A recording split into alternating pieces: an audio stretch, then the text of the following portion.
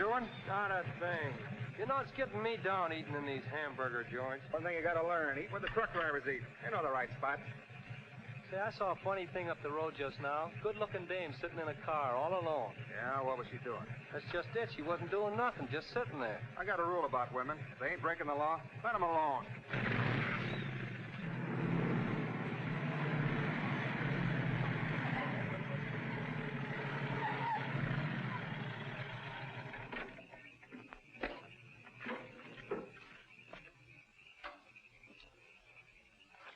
I didn't mean to disturb you, miss. Just wanted to be sure everything was okay. Excuse me, lady, but are you sure you're all right?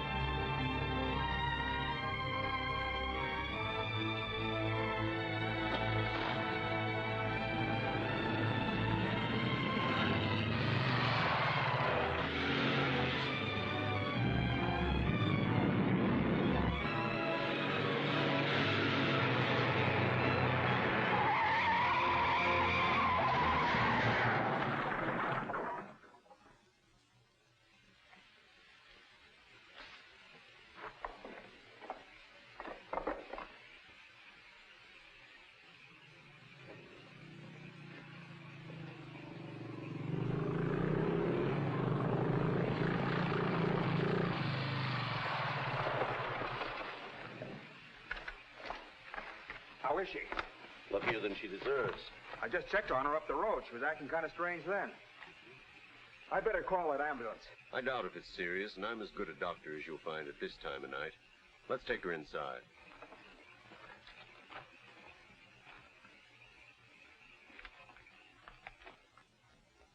Well, no bones broken. Bruises, that's all. I think you better rest here for the night.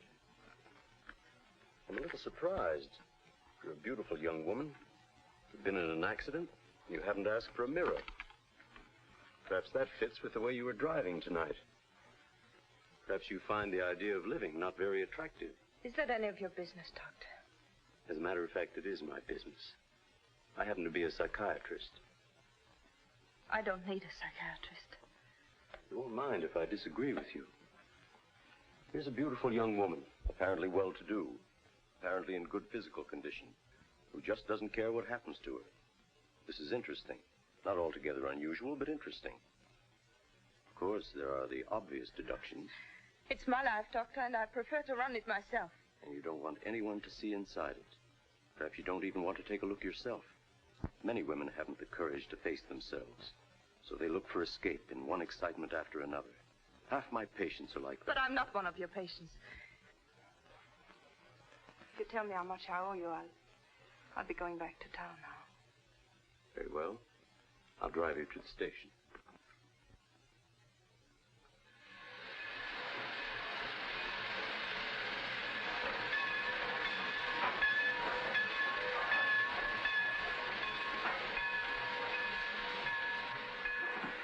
Miss Damien, you're an intelligent woman, not an idiot. Will you promise me one thing? When you get ready to throw yourself off Brooklyn Bridge, will you come and see me first?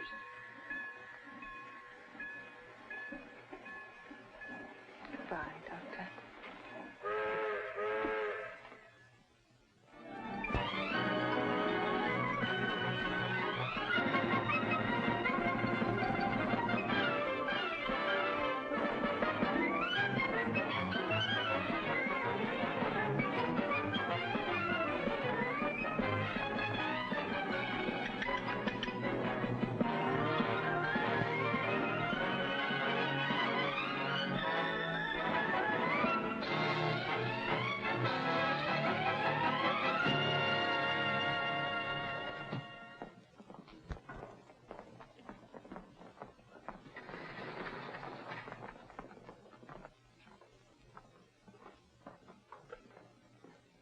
Just what is our trouble?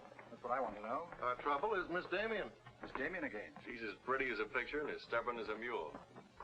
But this time, there's a lot more involved than just her opinion.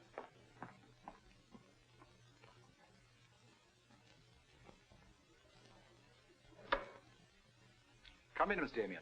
We were just ripping you up back a little bit. So I gathered. There's nothing personal. It's about Mr. Courtland. Courtland? Oh, yes. He runs a jewelry store. He owns Courtland and Company. London, Paris, Fifth Avenue. You may remember him as one of our biggest advertisers. Oh, what Shirley wants to say. I know what Shirley wants to say. I always know what Shirley wants to say.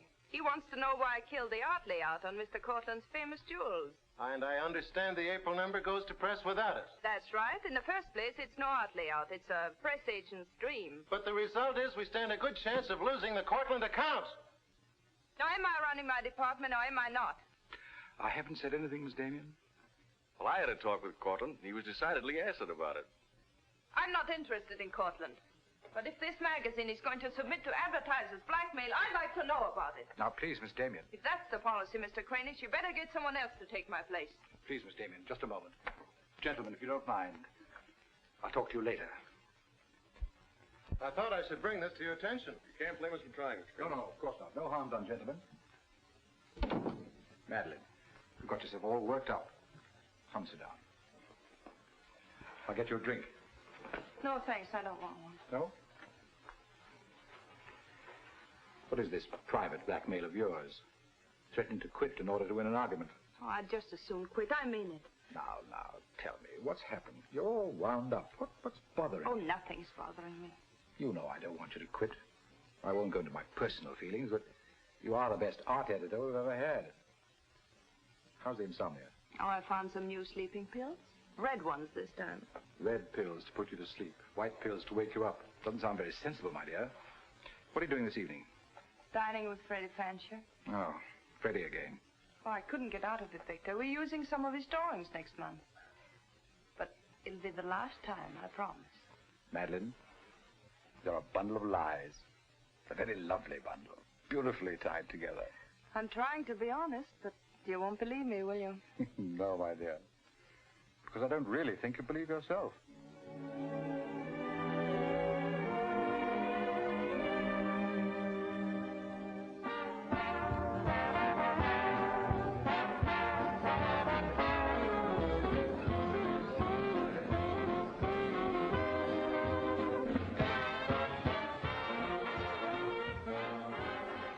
Why do you have to go back to that bore, Freddie Fancher? You haven't even given me a chance to make love to you. You've been doing all right. You know something? It's awfully hard making love to a woman who makes more money than I do. It'd be much easier if you made love to me. Would it? Oh. You're trying to give me the brush off, are you? Well, finally, we understand each other. Well, there you are, Freddie. There's your girl and no bones broken. I'll see you at the office, Madeleine. I'd join you if somebody asked me. Nobody's asking. Fair enough. Why do you have to dance with that pollywog? Look, I've told you not to drink. I always drink, particularly when I'm with you. Oh, am I that hard to take sober? You're a voluptuous pain in the neck. I'm going home. You're not going to walk out on me. Come on, be yourself. I've told you I'm going to leave early. But you can't leave me just sitting here in the snow. I'm mad about you. In my own foul way. Good night, Freddie.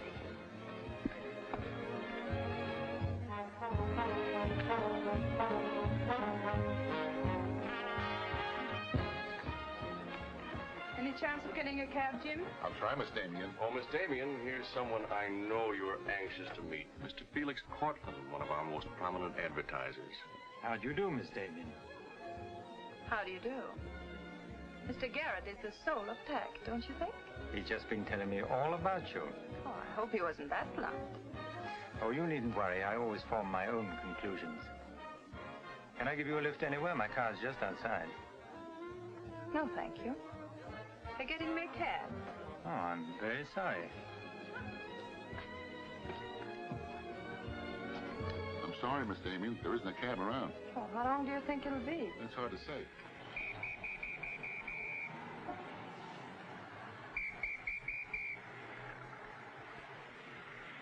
Are you sure you don't want a lift?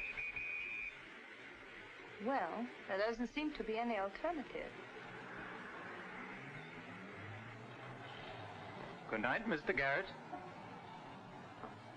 Good night, Mr. Courtland.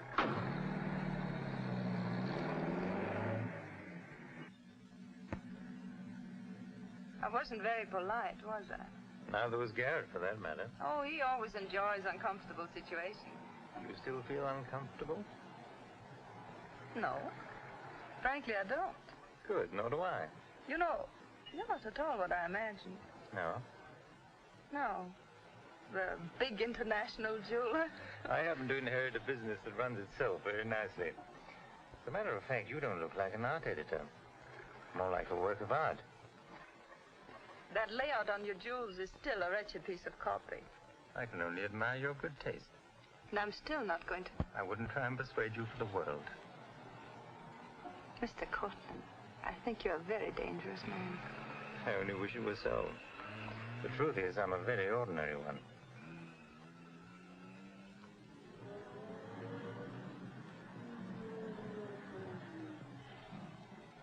Oh, I'm sorry. I forgot to give you my address. It's my fault. I forgot to ask you. Won't you come in for a minute? No, I don't think so. Oh, but you really must see those jewels you've been insulting. They're much handsomer than the photographs. I'll need you in about 15 minutes. But I said I wasn't coming in. Oh, yes, so you did.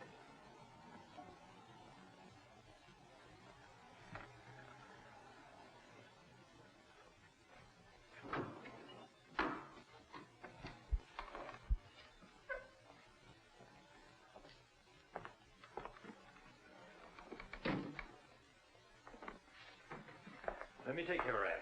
Well, I'm only going to stay a minute, you know. Of course.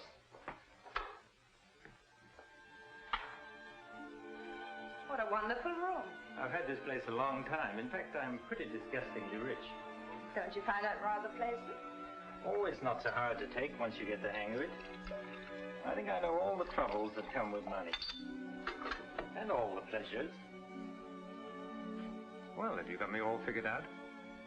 Only what I see here. Good books, fine pictures. Wonder if you ever look at them. Oh, but I do. I'm a lonely bachelor, and I spend hours here all by myself poring over old manuscripts. You don't expect me to believe that, do you? Didn't my father paint that? Was Stephen Damien your father? Uh-huh. That's very interesting. Is it? I remember when he came here to paint that picture of my mother. Everybody was fascinated by him, especially Mother. Father ended by chasing him out of the house. I'm afraid that's the way it usually ended. My father was very much in love with life. That's a Hungarian custom, isn't it? Mm-hmm. Not exclusively Hungarian. Weren't you going to show me your jewels? Oh, yes, of course. I'd quite forgotten. That's the reason we came in here, wasn't it?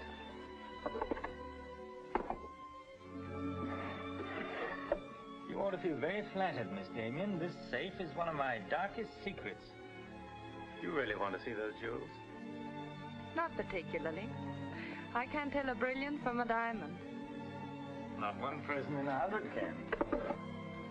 But then very few people are intelligent enough to admit it. Thank you. How about another drink? No, thanks.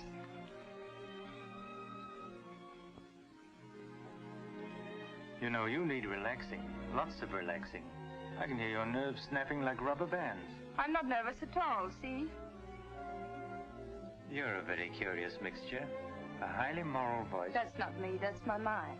A man's mind, I'd say. Why not? I do a man's work. And desperate eyes.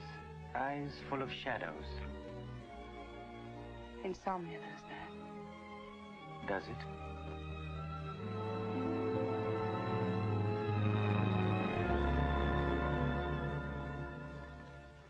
Dean, Miss Damien, give you her secretary. Miss Damien's office? No, Mr. Courtland, she's not here yet. Shall I have her call you? Yes, Mr. Courtland. Where's Glamour, Puss? She hasn't come in yet. Well, who sent these? Mr. Felix Courtland. Mr. Courtland. That's very interesting. She never misses, does she? Mm-hmm. Jealous. If I'd given it any thought, I could have predicted it. Gladys, I won my bet. She's got a new boyfriend. I guess those dames gotta have new excitement all the time. Yeah, here today, gone tomorrow. Personally, I don't see what she sees in it all. Is that any concern of yours? No, Miss Damien. I didn't hire you to gossip about my private life. No, Miss Damien. Go get your money. You're through.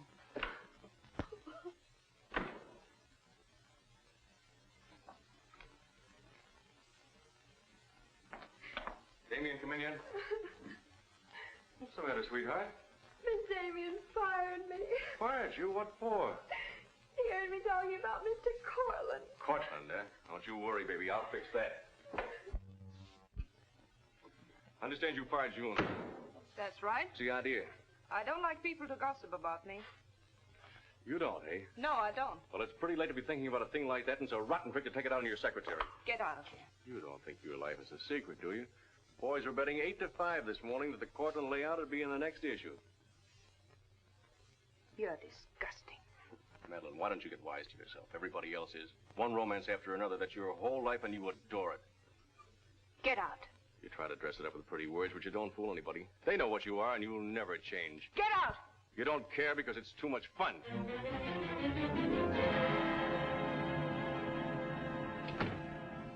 It isn't true. It isn't true. It isn't true.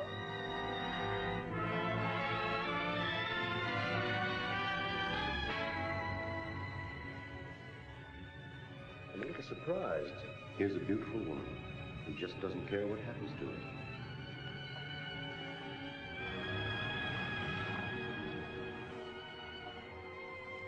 Many women haven't the courage to face themselves, so they look for escape in one excitement after another.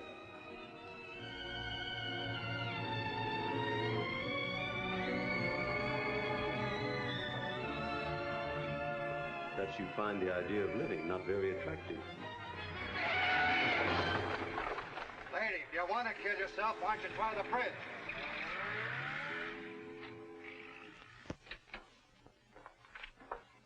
I'm glad I was right. An intelligent woman, not an idiot. Sit down. That's it. Now, if you feel like talking, just go ahead and talk. You're afraid, aren't you? Well, it's our job to find out why. To explore the shadows and throw light on what we find there. Then you'll be able to see yourself clearly and face yourself honestly. When you can do that, you won't be afraid anymore.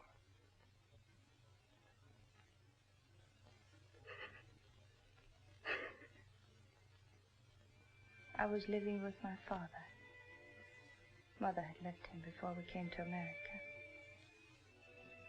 I was 10. And to me, the way he lived seemed romantic and wonderful. He was a successful painter, and women adored him. He went his own way and did what he pleased.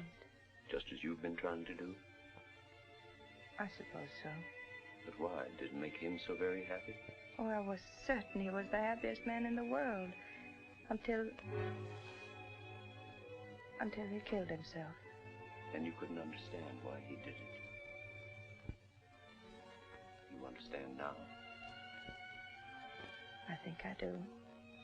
Did you ever do any painting yourself? I used to. Why'd you give it up? Oh, didn't pay enough. And besides, I didn't want to be like my father. I wanted my own life. And have you been living your own life? Of course I have. The kind of life you really want? I don't know. I don't know. Don't you think you've been hiding from yourself? Did you ever try and discover the person you really were, deep down underneath? I never cared to. I'm not so sure I do now. In that case, I'm afraid I can't help you. But of course, that's entirely up to you. Shall we go on then?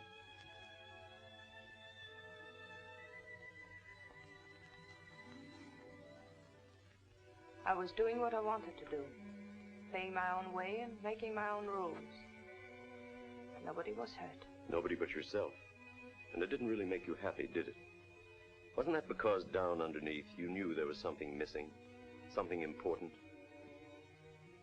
I suppose so. That would worry you, wouldn't it? And then you would drug yourself with the excitement of more excitement. Oh, I know the pattern, Miss Damien. You're suffering from a disease of the times.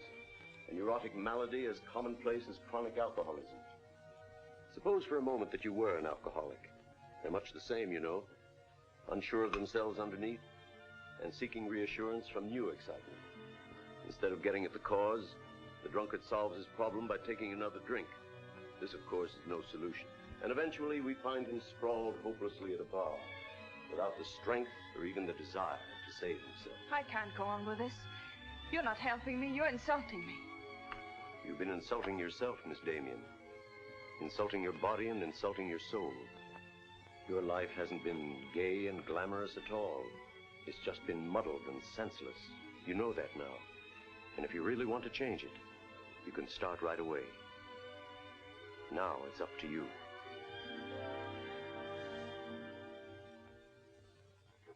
You can have my apartment, Ethel. The rent's paid till the end of the month. Darling, I feel like a vulture, wheeling over your head. I'm not in, whoever it is. Miss Damien's office. No, she still hasn't come in, Mr. Courtland. Well, I don't know exactly. Later in the day, Did he hang up? Yes, good.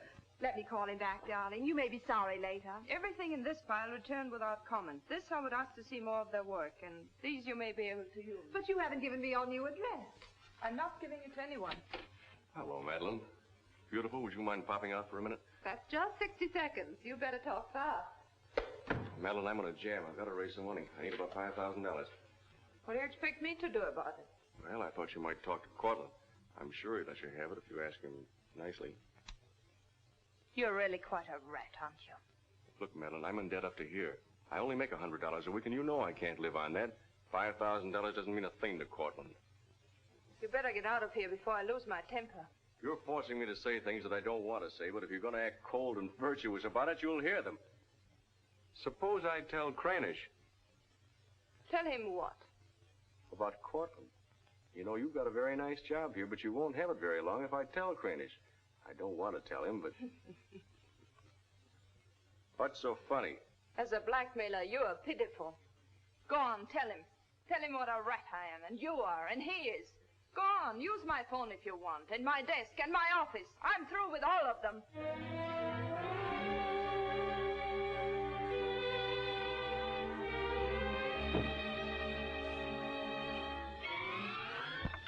Boulevard magazine. No, Miss Damien hasn't been back. Just a moment, please. I'm sorry, she doesn't work here anymore. You might try at her home. Waldorf Apartments. Waldorf Apartments? Miss Damien? Oh, no, she gave up her apartment. Why don't you try the post office? Dalton? Damien. Here, Richard Caleb, 137 West 50th Street.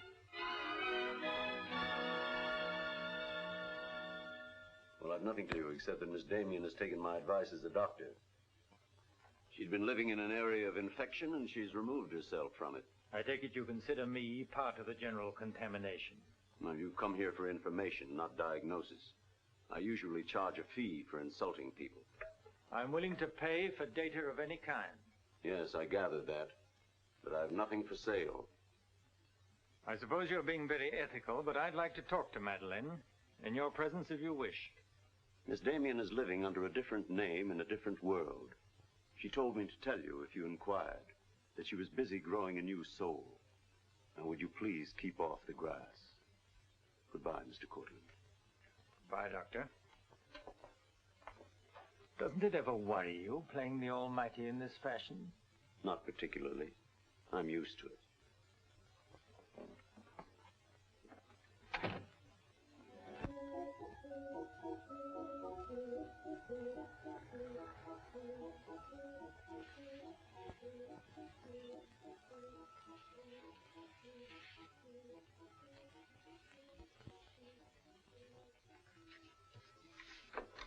How's it look? It's better than torn wallpaper. So you think I've talent, then? You'll do better after you get the hang of it. I only hope the new tenant will like it. Well, he seems awful particular. He's a floor walker at Macy's. Oh, well, you can always give it back to me. He'll never sell it, you know. Take my advice and try something more cheerful. You know, like flowers and butterflies. I'll do that. Thank you, Mrs. Geiger.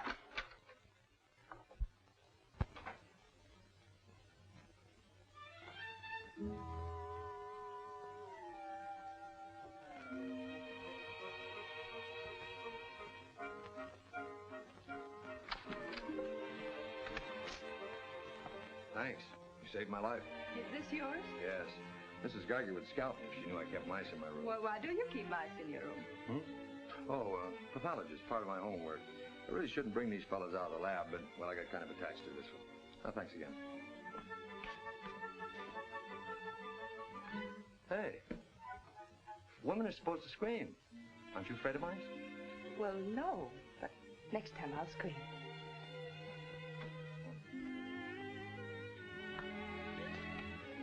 Good afternoon, Miss Green. Hello, how's the work going? Oh, all right, I think. Yes.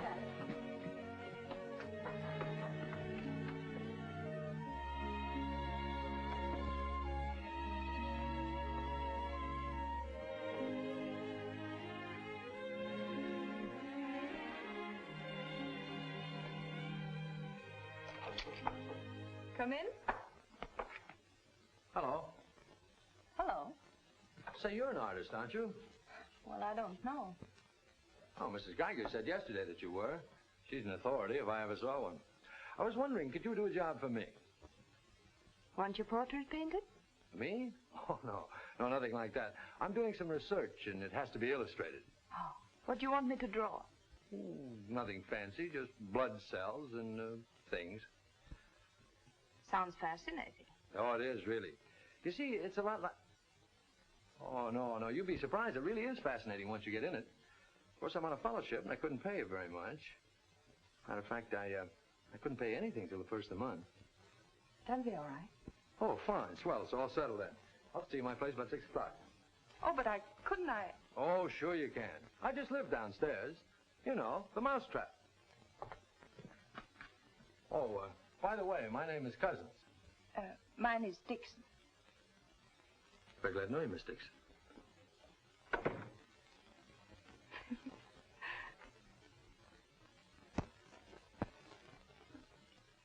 Just what am I drawing? Am I allowed to find out? Sure. Effect of anti-reticular serum on cell tissue. That's all I wanted to know. Oh, say, that's quite good. I'll take it to the lab with me in the morning. Just about ready for the next one. Do you realize it's 12 o'clock? Oh? I haven't had my dinner yet, and you haven't either. Oh, gosh, I'm sorry, but, well, I got so wound up on this. So did I, but now I'm hungry. Well, tell you what let's do. We'll go out and eat. That's a brilliant idea. I'll get your coat. Do you do this all the time? Only since I got out of the Army. I was lucky to get this job of research. Now I've got to get it finished. Then what?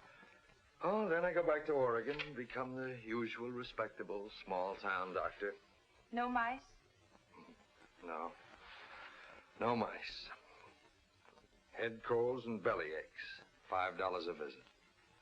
Maybe you'll like it. You'll get some rest. Oh, I'll get plenty of rest, all right, but I don't think I'll like it. You folks going out this time of night? That's right. We're meeting a few friends at the Busy Bee cafeteria. We don't want to miss the floor show. We'll have to hurry. See that he eats. He hasn't got any more sense than a goose. I'll feed him with a spoon. I got onto it first up in a little town in Germany while I was still in the Army. I'd met a couple of Russian medical officers who were working on anti-reticular, and, well, they were pretty steamed up about it. Kaiser? No, thanks. We got together the first night over a bottle of vodka. I remember the town was still burning. Maybe it was the vodka, but anyhow, we got to talking about anti-reticular, and, well, I guess I got pretty excited. You mean you speak Russian? Over a bottle of vodka, anybody speaks Russian. Care for some coffee? No, thanks. I've milk. Oh, one, please. At any rate, I promised myself that night that just as soon as the war was over, I was going to do a job of this. You haven't stopped to eat ever since. That's an error I'm just about to rectify. $1 even. There you are. Thank you. Oh, thank you. You, sure you've got everything you want? Oh, yes, thanks. You know, I don't think you're much of a doctor. Do you call this a sensible diet? Pancakes and pickles? Well, scientifically, there's two kinds of diets. The kind that doctors prescribe and the stuff they eat themselves. Oh, but you're always in such a rush. You can't make scientific discoveries that way. Sure you can. Take Benny. He saw some flies nibbling at a piece of pancreas. Figured out that there must be sugar in it, and in 1 minute he had the idea for insulin. You know, you're a very lovely girl. You're not being very scientific, Doctor. Oh, but I am. It's the very heart of science. It's the truth. Let's talk about insulin. Insulin.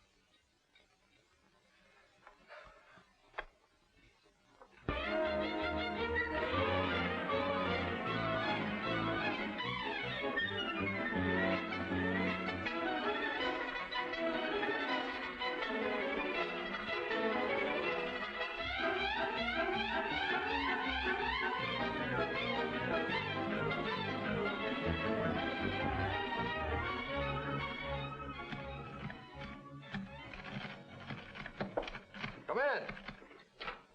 Hello. Hello.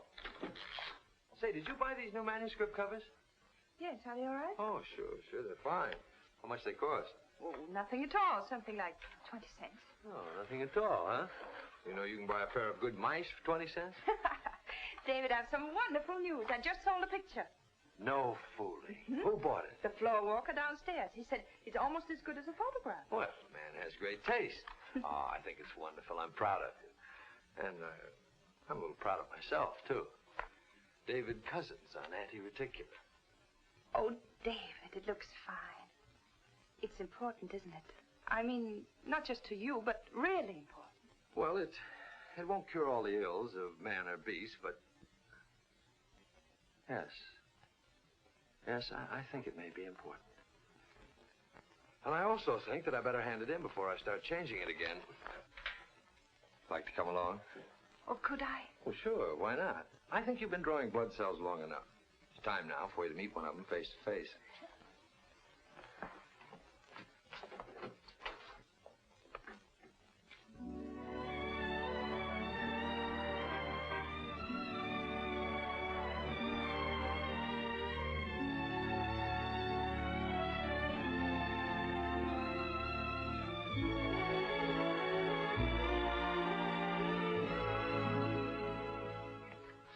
I hope your text is as good as your illustrations. I hope so, too, sir.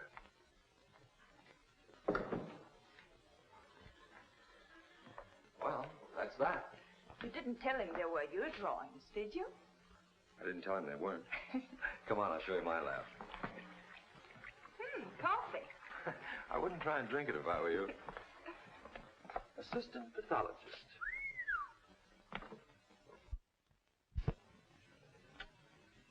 Well, this is me. How do you like it? Oh, I think it's wonderful. But how do you find anything in this place? Been here for 6 months and I haven't lost anything yet. Doesn't matter anyway. The boss okays my research, I'll be out of here in a week. Back to Oregon? Yes, back to Oregon. All that way just to make a living. Is it as bad as all that? Oh, what's the use in kidding, Madeleine? I'm so much in love with you, I can't see straight. I haven't done any work in here for days. I just sit around waiting until I can see you. I know. Because that's just what I do. Wait to see you. Darling. Oh, darling, I never felt like this about anyone before. Tell me, when did you first know? Oh, when I first saw you, I think. Yeah, me too. I'll never forget you standing in that hall with a mouse in your hand. Only I didn't know then what was happening. I thought I had the flu. Will you marry me? Oh, David. Well, will you? We don't know each other. I mean, you don't know me. Oh, but I do. Of course I know you. Now, what do you want to know about me? David Cousins, M.D., University of Oregon, Captain Medical Corps Reserve, young, healthy, and very much in love. Will you marry me? Oh, please don't ask me now. Well, I've got to ask you now. I want to marry you now. Please give me time, David. I'm all mixed up. I'd like to go home now. All right.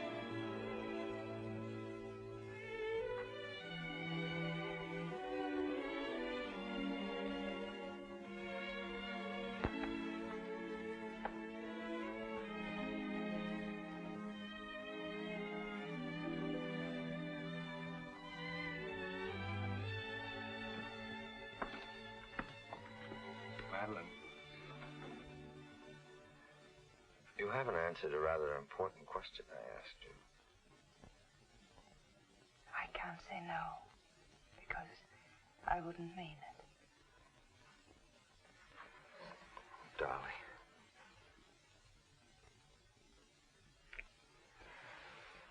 David, I do love you.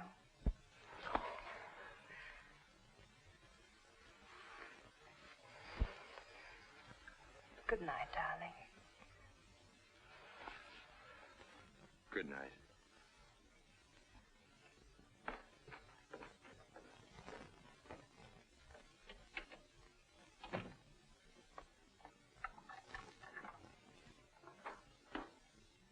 Hadn't you better close the door?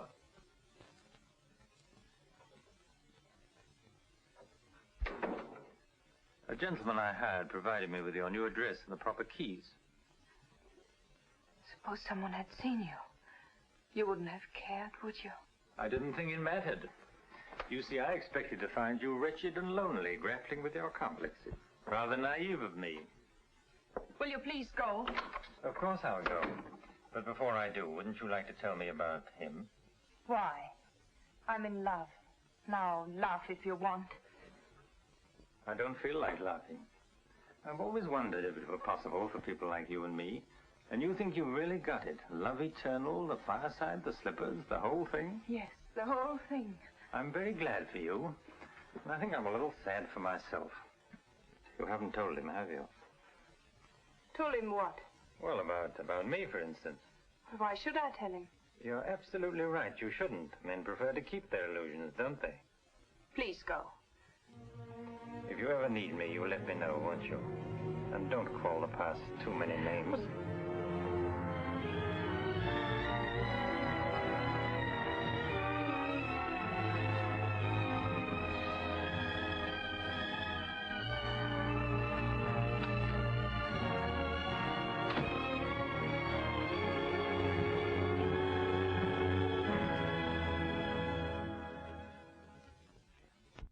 What you say. I'm going to marry him just as soon as it can be arranged. You want to run away from your problem? I'm not running away. How you know?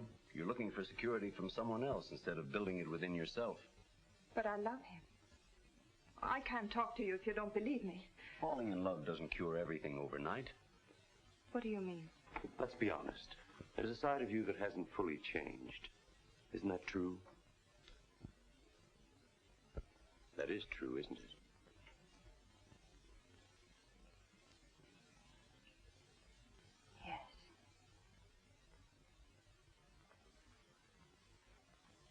Have you still not told David about yourself? I couldn't tell him. You let him fall in love with an illusion, with someone who doesn't exist. I could never tell him. He might stop loving me. Isn't that a risk you'll have to take? You're being very careless about it. You can't build a lifetime relationship on a lie. If you're really in love, you'll tell him. With the others, it was different. But if you love him... Will you please stop saying if? How many times must I tell you I love him? But real love is a sharing. If you're strong enough to face this yourself, you're strong enough to face it with David. Oh, I can't do it. I can't risk the only happiness I've ever had. That's up to you, Miss Damien.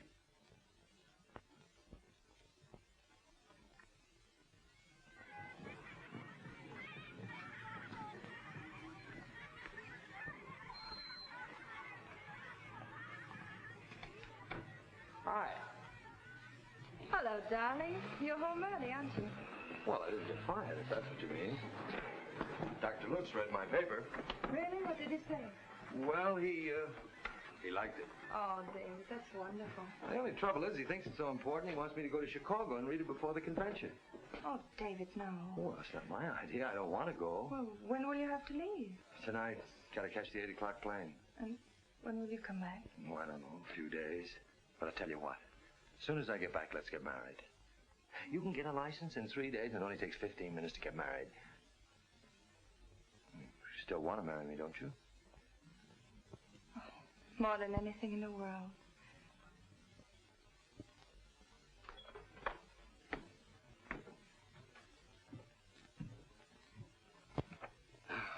You know, I'm going to feel kind of silly at that convention. Of course, it's a great honor and all that, but you realize that I'll be talking before some of the biggest men in the field? What's the matter, darling? Nothing. I was just thinking how I'd feel if you didn't love me. Oh, don't be silly. Not a chance. David, could you ever stop loving me? Well, that's really a gruesome thought. Of course not. Even if there was a reason? The world is bothering you. Nothing. I just wanted to be sure. Sure about what? That you loved me and not an illusion you built up about me. Scientists can't believe in illusions. I believe in you. You're the best thing that's ever happened to me. 4 shirts. I wonder if that'll be enough. Come to think of it, it'll have to be. That's all I've got. Socks?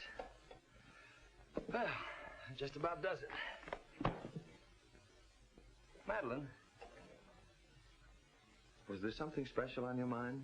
Something that you wanted to tell me? Just that I love you, that's all.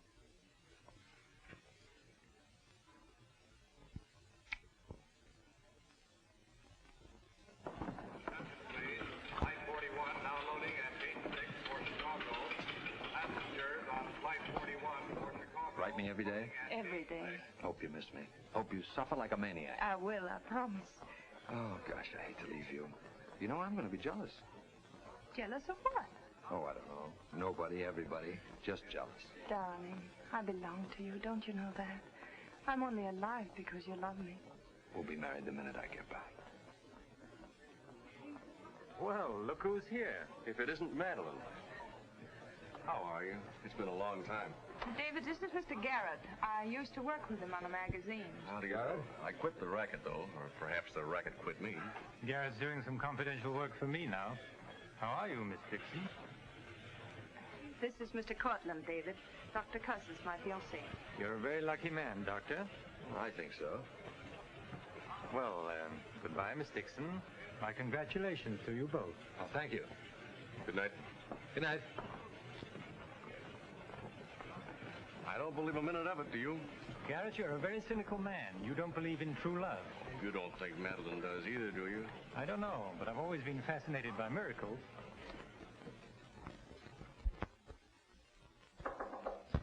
Come in. Telegram for you, Miss Dixon. I thought I'd bring it up myself. I thought it might be important. The news? He won't be back till Friday. That's men for you. You never can count on them. Oh, I forgot. A doctor somebody called you, said you were to call Miss Ethel Royce. She's been trying to get in touch with you. Friend of yours? Yes. I suppose you got your own reasons, but you ought to get out and see your friends, instead of sitting in this room all day and all night. Thanks, Mrs. Geiger. None of my business, mind you.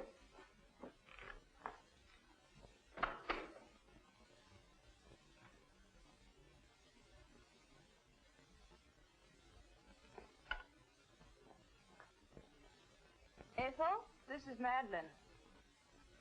Madeleine. Darling, but this is really a voice from the dead.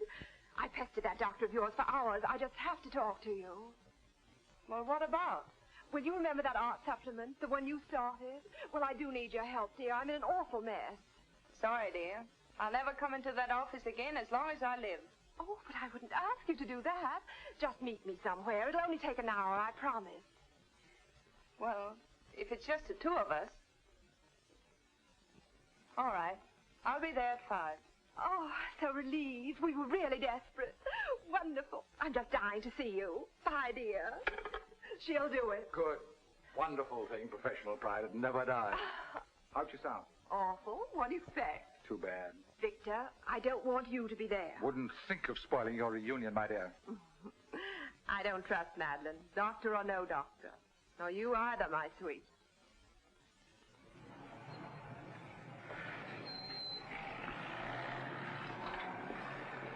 Hello, Miss Damien. Glad to see you back. Glad to see you, Jim.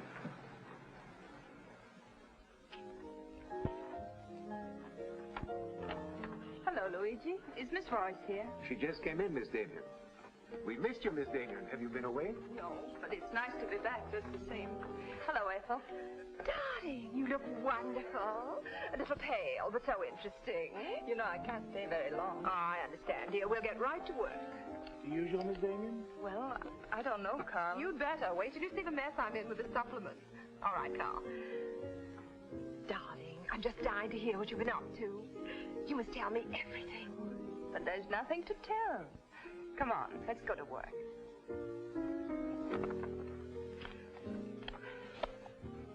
You're just marvelous, my dear. You made the whole project seem utterly simple and practical. Not for me, please. Darling, you used to be able to drink 10 in a row. I'm out of training. No one would know it, my dear. You seem just like the old Madeleine again. It's the surroundings. What do you say we have dinner and go to a show? No, really, I've got to stagger home. Madeline, my dear, this is a surprise. Victor, hello. What good fortune running into you like this? Do you mind? Don't let us fool you, Madeline. You heard me making the date with you. It's true, but I'll deny it. Frankly, I wanted to have a look at you. You look very dashing for a hermit. Thank you. We've all missed you desperately, haven't we, Ethel? As though our little hearts would break. What about a drink with your old boss? Please. 3, whatever it is. I've got all the data we need on the supplement. Good. What about the data on Madeleine? No data. Now, if you'll excuse me, I You really can't go now. Look who you'll run into. He's seen you. Mr. Garet no longer graces our staff. What happened? He got to be utterly gritty. Say nothing of a slight discrepancy in his accounts. Mr. Garet believes that the world owes him a gay life, no matter who pays for it. Well, hello, stranger. How are you? Wonderful. Nobody here seems particularly glad to see me. Should we be? Oh, well, it's been nice knowing you. There goes one reason for my ivory tower. What? Darling, I'm constantly running into men who adore you. Slews of them. Hated them all. I know what you're thinking. I had an odd way of expressing my distaste. Not odd, darling. Shall we say just, moody? Well, here's to memory.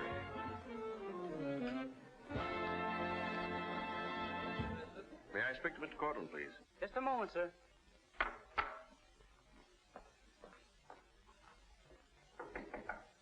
Just a minute.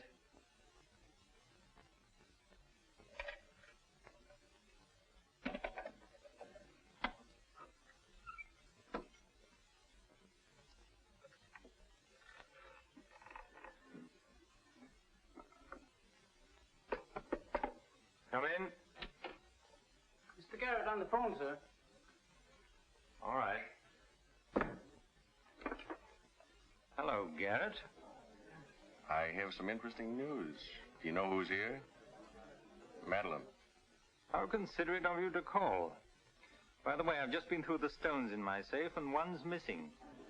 The stone's not terribly important, but you're the only person who knows about my safe, and the fact is you did have my keys for quite a while yesterday. What are you getting at? Only that I don't like thieves. But you're being ridiculous. Let me come over and talk about it. There's nothing to talk about. I'm taking it up with the police. But, Courtland, you can't do that.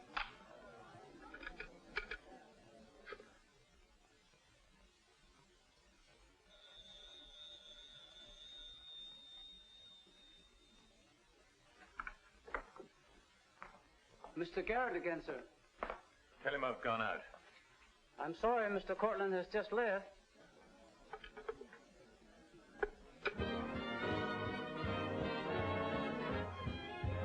Are you all right, darling? Of course I am. You're not going to disappear again. Oh, yes, back to my treetop.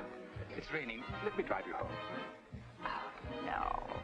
Ethel wouldn't approve. Good luck, my dear, on your treetop. Bye, darling. Well?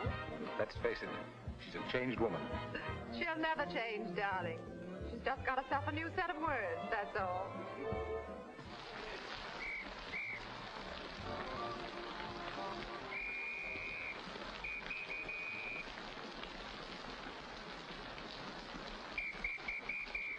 Madeleine. Hop in. No, thanks. I'm waiting for a cab. Don't be silly. There are no cabs. You'll get drenched. Please. I'll drop you off. I'm going home alone. Come on, in you get.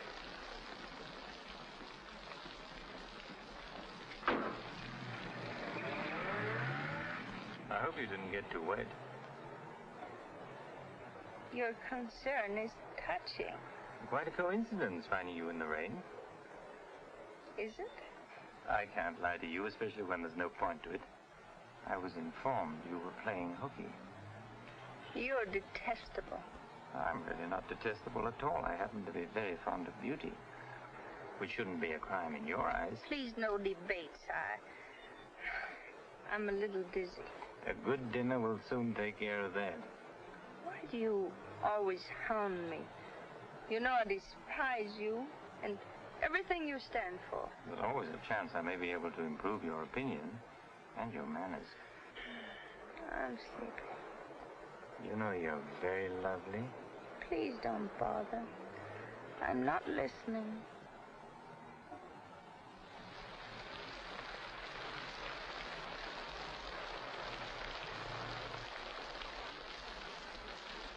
Where are we? Don't you remember you visited here once upon a time? You're foul. You said you were taking me home. You forgot to mention the subject. A significant omission, as your friend Freud would say. Come on, I'm getting soaked. That launch you. I'm going home. Right after dinner. Think how wonderful you'll feel when you slap my face.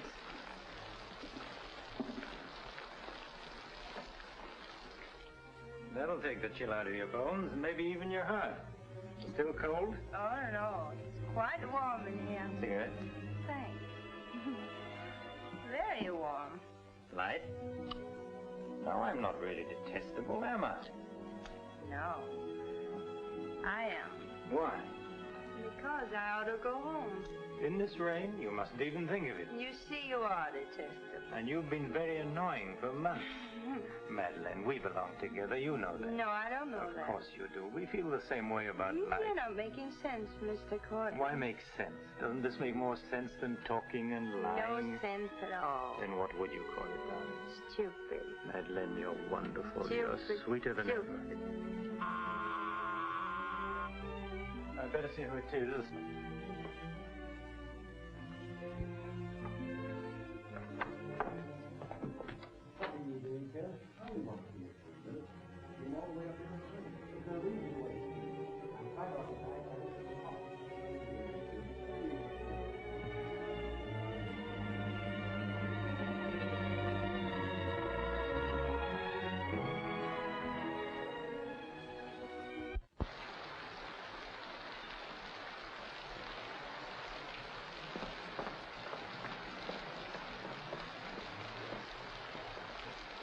But I tell you, I'm going to raise the money. I'll pay you, honestly. I don't like dealing with thieves. That's a job for the police. You swear out a warrant, you'll never get a dime. Look, I didn't sell it. I just had to have some money temporarily. Here's the pawn ticket. I'm not interested in pawn tickets. Good night, But, Courtland, you've got to give me a chance. I said good night.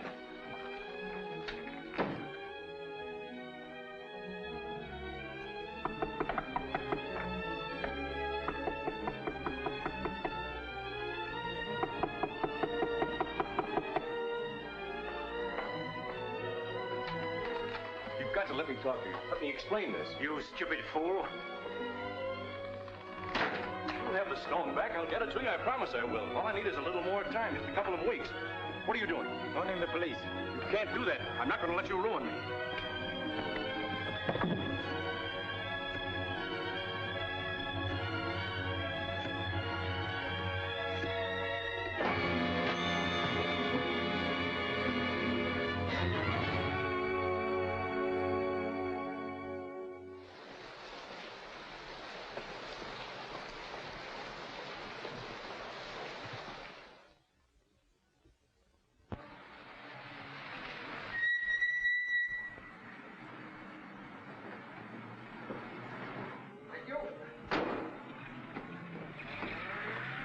Very lovely this morning, Mrs. Geiger. You wasn't expected back until Friday. That's what I like. A cheery welcome home.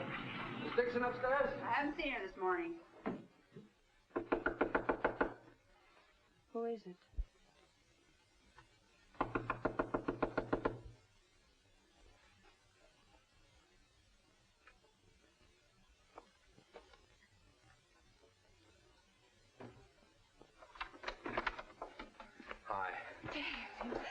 Darling. Oh, I couldn't wait till Friday. I just said my little piece and ran out on them. Oh, I needed you so badly. I feel lost without you. Don't ever leave me again. Oh, that you can depend on. Say, I've got big news. I'm a success. Oh, tell me all about it. I wonder what's the matter with you. You don't look very good. Come on, I think you better get back in bed. Now then, first, I don't have to go back to Bellyaches in Oregon. You're not marrying a small-town country doctor, young lady. You're marrying a promising young research scientist. At least that's what Dr. Broder says, and he ought to know. He's got a long white beard. Oh, darling, I'm so proud of you. I think I'll take your temperature. Gee, I wish you could have been there. When I finished reading my paper, they all got together and offered me my own laboratory in California. I still can't believe it. There it is, right in the paper. You'll find it on the bottom of page 10.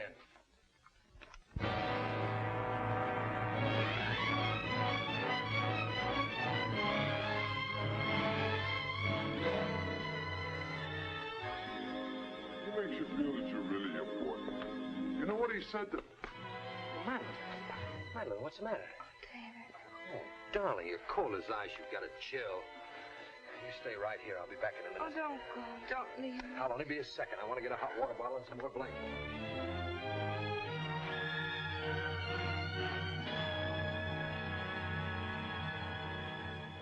Miss Madeleine Dixon at home? I don't know. Friends of hers? We're from police headquarters. Where's the room? Upstairs. What do you want to see Miss Dixon about? We'll tell her. Well, perhaps you'd better tell me first. Miss Dixon isn't well. Who are you? He's a doctor. He lives here. If it isn't important, I suggest you come back tomorrow. It's important.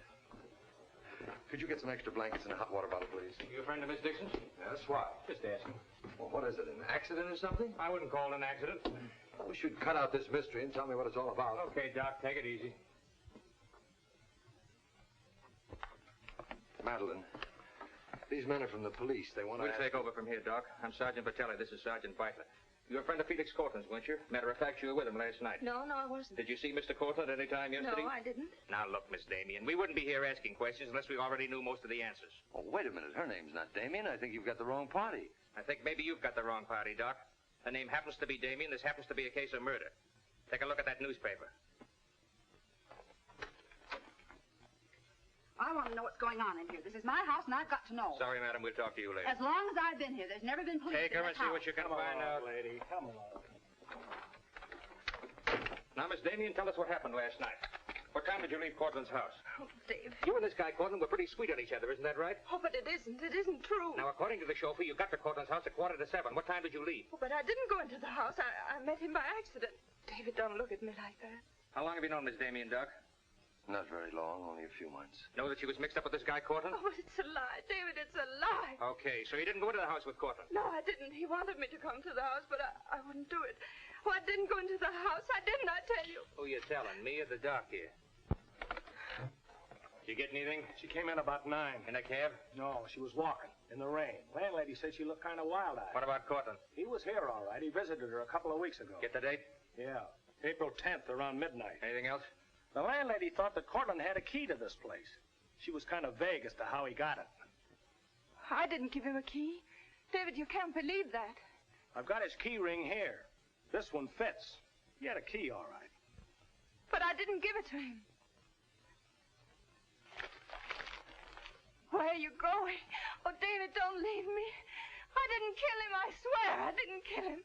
Who cares whether you killed him or not?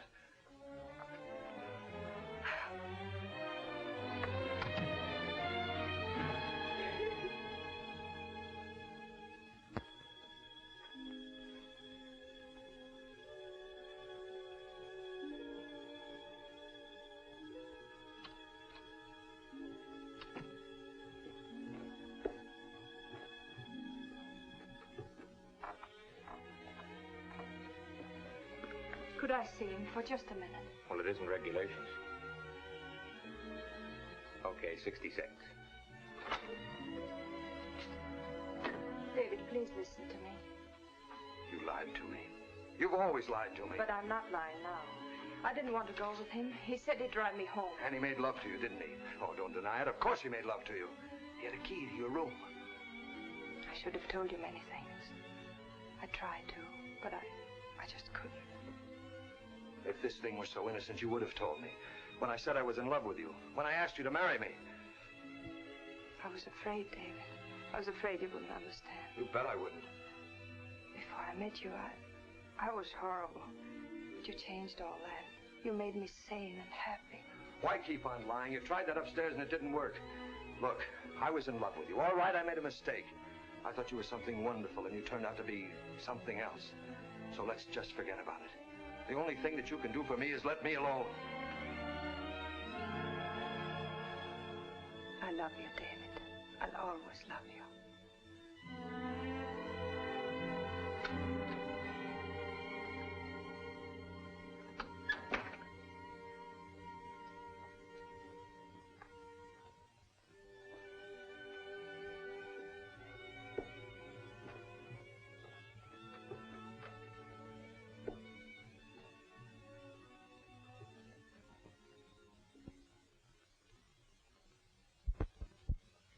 And so, ladies and gentlemen of the jury, the prosecution will prove beyond a shadow of a doubt that Madeleine Damien is guilty of the premeditated murder of Felix Courtland. We will prove that she was in his apartment the night he was murdered. We will prove that her fingerprints are on the table lighter with which he was murdered. And we will prove further that she had a motive for the murder. For after all, this is a very simple story. To one man, Dr. Cousins, she was a pure and noble woman. To the other, Felix Courtland, an irresponsible light of love. Too self-indulgent to be faithful to the man she wanted to marry. Too weak and lacking in character to break with Courtland. Her twisted soul was bent on a heartless deceit. To make one man believe what all others knew to be a lie. And when Courtland threatened to expose her, she went to his apartment to plead with him in the only way she knew. She embraced him. She made love to him. And when, in spite of that, he threatened to expose the lie that she was living, she silenced him forever. Ladies and gentlemen of the jury, the state asks you to find Madeleine Damien guilty. Guilty of murder in the first degree. On the night Mr. Courtland called on the defendant, did you let him into her apartment? I certainly did not. How did he get in then? He must have had a key of his own. The key of his own. Where was the defendant when he arrived? Out with the doctor, I suppose, pulling the wool over his eyes.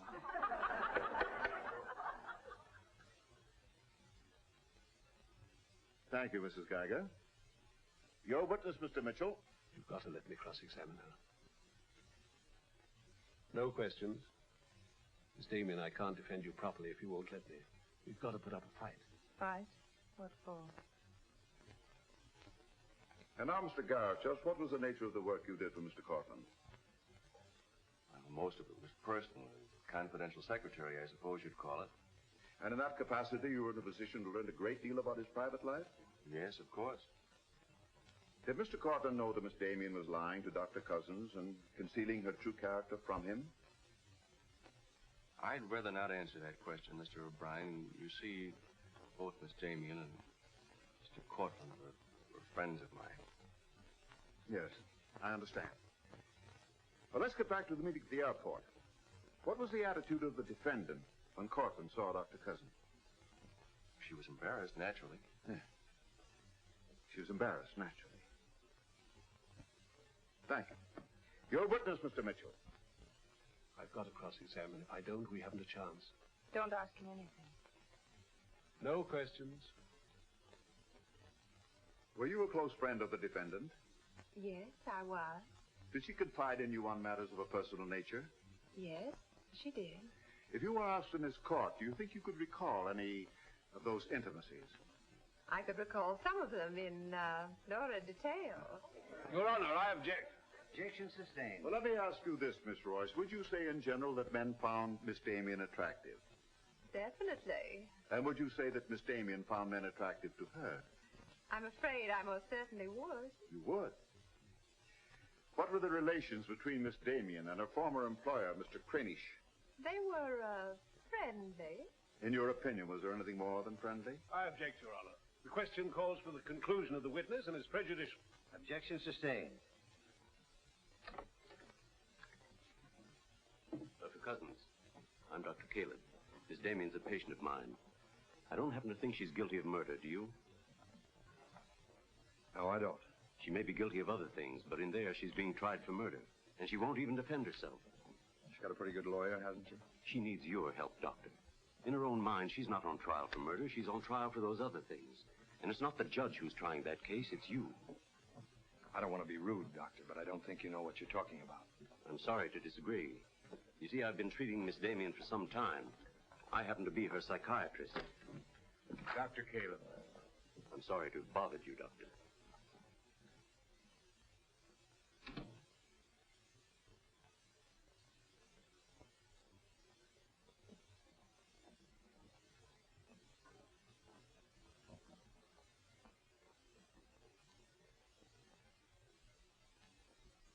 Your name, please? Richard Caleb. You're a psychiatrist? I am. Miss Damien came to you as a patient? Yes. Did she come of her own free will? Yes, of course.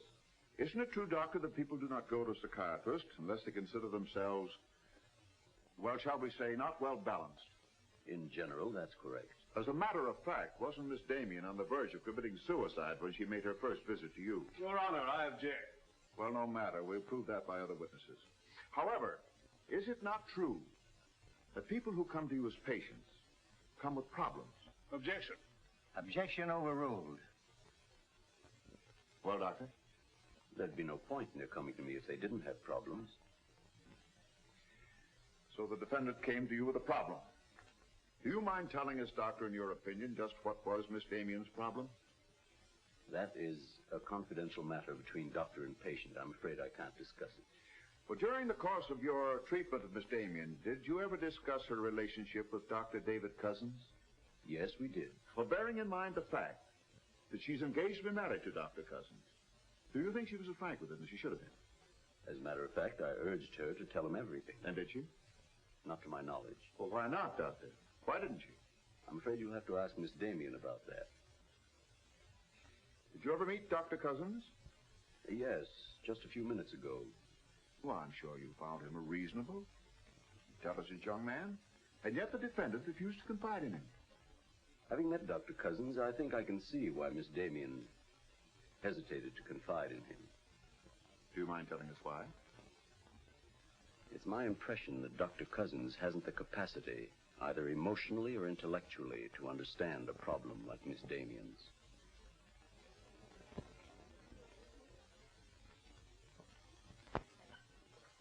How's the trial going, Doctor? Not very well, I'm afraid. There's a Dr. Cousins in your office. Oh? You said you weren't expecting him. As a matter of fact, I was expecting him. Hello, Doctor. Sit down, relax. Tell me, is this a professional or a social call? Dr. Caleb, you said some pretty rough things about me this afternoon. Yes, I did, didn't I? I think I'm entitled to an explanation. So do I. As a matter of fact, I'm very glad you came over. I wanted to talk to you about Miss Damien. I'm not interested in Miss Damien. I'm glad to see you're still in love with her. And I'm not in love with her. All the better. Then we can approach the subject of Miss Damien as one scientist to another. You see, I'm interested in Miss Damien because she's a patient of mine. I believe I was well on the way to solving her problem. It would be most distressing to me if she were to die now for a crime she didn't commit. It would be as though you had lost one of your white mice, one that you had just inoculated. What's all this got to do with me? Only this, that when you testify tomorrow, you'll be asked to tell the truth. The whole truth. The whole truth about a human soul is a complicated proposition. Now, I'm not going to tell you anything about Miss Damien that you haven't already heard. But isn't it possible that you've picked up a few stray facts and added them up to a conclusion that's entirely wrong?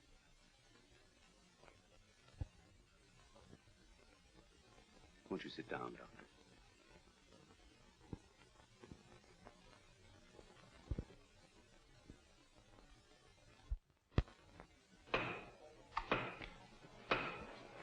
Hear ye, hear ye, hear ye. The court is now on stage. Call your next witness, Mr. O'Brien. Dr. Cousins, please. This will be their last witness. You've got to let me put you on the stand. I tell you quite frankly, Miss Damien, if you won't testify, you haven't got a chance. Raise your right hand. You solemnly swear to tell the truth and the whole truth, nothing but the truth, so help you God? I do. Please be seated. Your name, please. David Cousins. Under what name did you know the defendant? Madeleine Dixon. Did she ever tell you her true name? No, sir. Did she ever lie to you about her identity? Yes, sir. How long did she continue to lie to you? Till the morning the police came. Did she ever tell you about her relations with Courtland? No, she didn't. You proposed marriage to the defendant, and she accepted you? Yes, sir. And still she didn't tell you about Courtland? No, sir. When did you first know of the true relationship between them? Same morning, the morning the police came. Oh, I see. And from the moment you met her until the day she was taken into custody, you didn't know the truth about her character? I object, Your Honor. Mr. O'Brien, haven't you covered your point? Well, Your Honor, I'm merely trying to clarify for the jury the true nature of the defendant's motives. Proceed. Thank you. One more question, Dr. Cousins. If you had known the truth, would it have affected your love for the defendant? Your Honor, I must protest. Let him answer. Objection withdrawn. And now, Dr. Cousins, if you had known the truth, would it have affected your love for the defendant?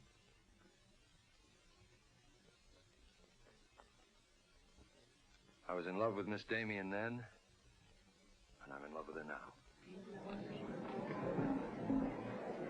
Your witness, Mitchell? No questions.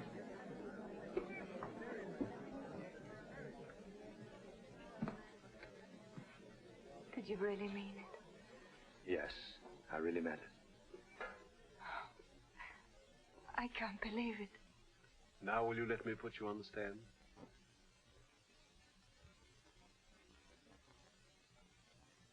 You admit you went to Courtland's apartment that night? Yes. He made love to you? Yes. Did you have any conversations about Dr. Cousins? No. Positive? Yes, I am. Well, tell me, Miss Damien, were you in love with Felix Courtland? No, I wasn't. Were you in love with Dr. Cousins? Yes. Oh. But you went to Courtland's apartment nevertheless. Yes, I told you that. You were in love with one man, yet you chose to visit the apartment of a man you didn't love. Did you go of your own free will? Yes. Mr. Courtland didn't force you or threaten you? No. Then why did you visit him? I don't know why. I made a mistake. You made a mistake. As you've told us on several occasions that you and Mr. Courtland were interrupted by a mysterious intruder. Can you tell this jury anything definite about that person? Anything at all? No, I didn't see him. You didn't see him? I only heard his voice. You seem very certain it was a man. It was a man. What did he say? Well, I don't know. They were talking in the hall. I couldn't tell what they were saying. Yes, you heard a voice. You were willing to swear it was a man, and you couldn't hear what he said. Now, what sort of a person do you think would be calling at that time of night? A bill collector? A man selling magazines? Or perhaps even a burglar? Why not a burglar? Mr. Courtland was a very wealthy man. He must have been a very timid burglar because nothing was stolen. Of course, you realize that Mr. Courtland kept his jewels in a vault at the store? Not all of them. He kept some at home in his safe. Safe? What safe? The one in his living room? You didn't by any chance see that safe, did you, Miss Damien? Yes, I did. The court, please. This is the first we've heard about a safe. I asked for a recess to examine the apartment. Well, Your Honor, we've been all over the apartment. But if there is a safe, and if it has been robbed... Gentlemen, court is adjourned until tomorrow morning. I suggest the district attorney, an attorney for the defendant, examine the apartment together.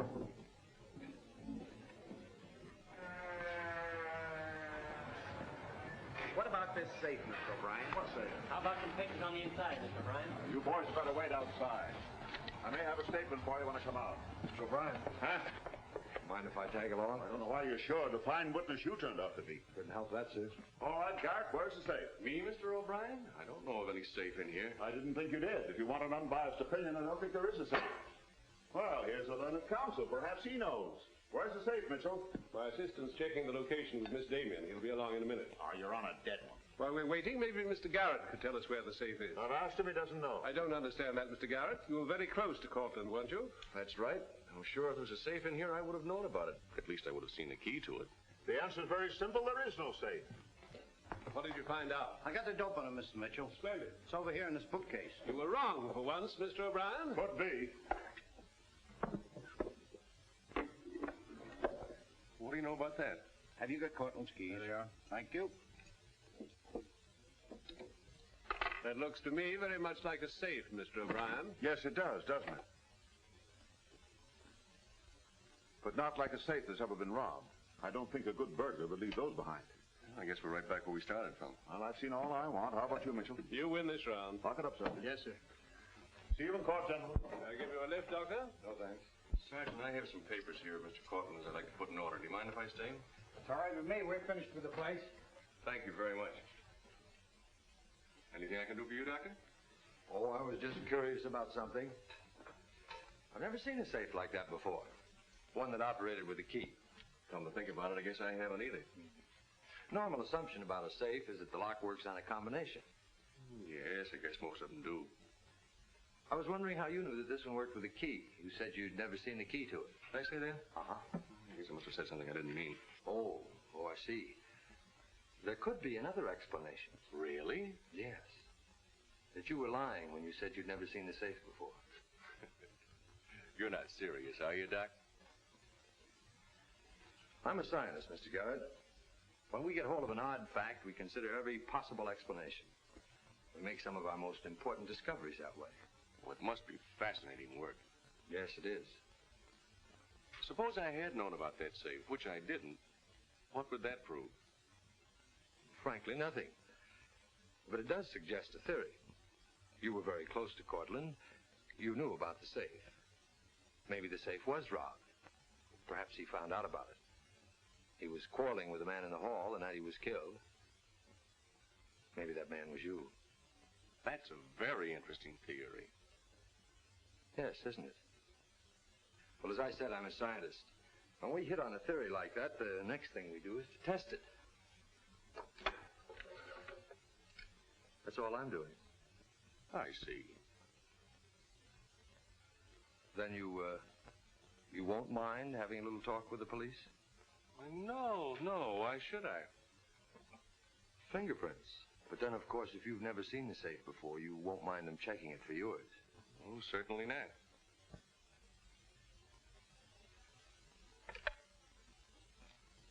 The number is Spring 73100.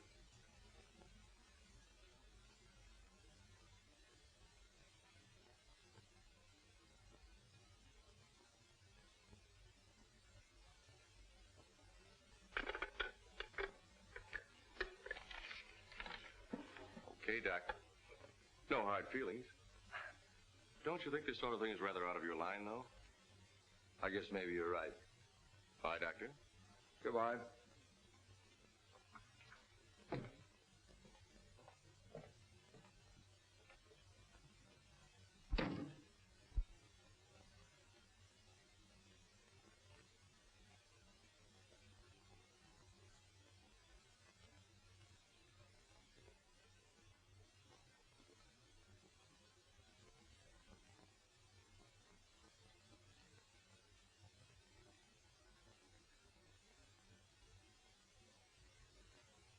Spring 73100, wasn't it, Mr. Garet?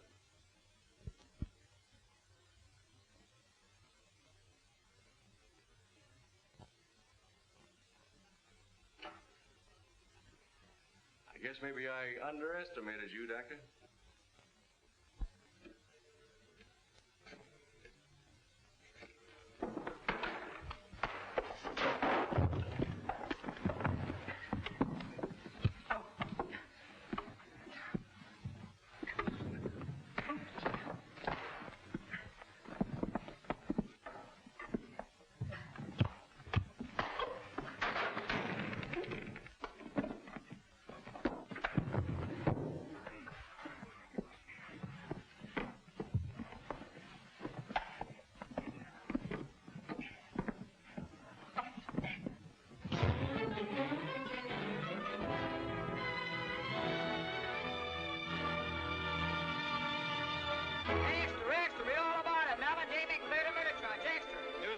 From the Associated Press newsroom. Bulletin.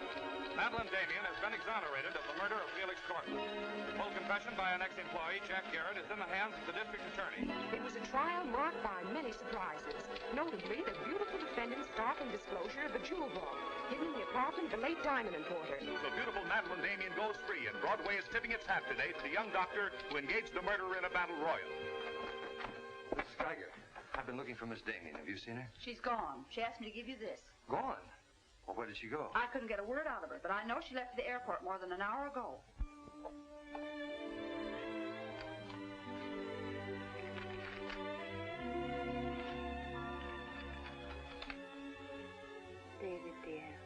I can still hear your voice in that courtroom, and I'll never forget what you said.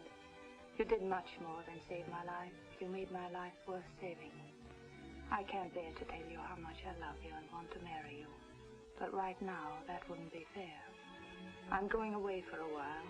I want to be terribly sure, after all this, that I can really be the kind of person you once thought I was. Maybe after a while that will be possible. And then, when we're both sure, David, please ask me again. Goodbye, my darling.